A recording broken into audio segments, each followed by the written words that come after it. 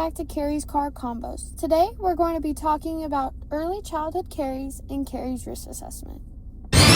Alright, so ECC, or early childhood caries. Basically, any decay, fillings, or missing tooth surfaces in kids under the age of 6. And it usually starts on the maxillary anterior teeth, especially near the gum line. The first sign of it, chalky white spots from demineralization. And remember, early childhood caries isn't harmless. It can cause pain, infections, early tooth loss, and can affect the nutrition, speech, and permanent tooth development of kids. So there are three major players in ECC development: bacteria, mainly Streptococcus mutans; 2, fermentable carbs, juice, milk, and snacks; and 3, host factors: poor brushing habits, low saliva, low fluoride. The bedtime bottle is one of the biggest culprits. It bathes the kid teeth in carbohydrates all night long, especially bottles filled with milk or juice. Water is fine. Juice is a cavity soup. So what do we actually see? White spot lesions, yellow or brown discoloration, cavitations, in severe cases, the whole crown breaking down. Lower front teeth are often protected because of the tongue position and saliva flow. Upper front teeth, not so lucky. So, now you're maybe asking, caries risk assessment, what are we doing? So it's basically deciding if the child is low, moderate, or high risk for getting cavities. We use categories such as disease indicators, risk factors, protective factors. It helps us choose recall intervals, fluoride frequency, and education strategies for each kid.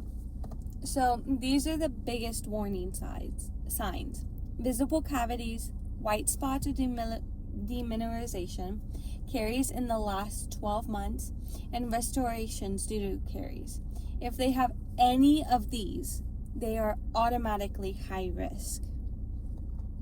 These increase chances of decay: frequent snacking and sipping, bottle use at bedtime, caregiver with cavities, poor oral hygiene, not using fluoride toothpaste, medical conditions affecting oral care, and low SES or limited access to care.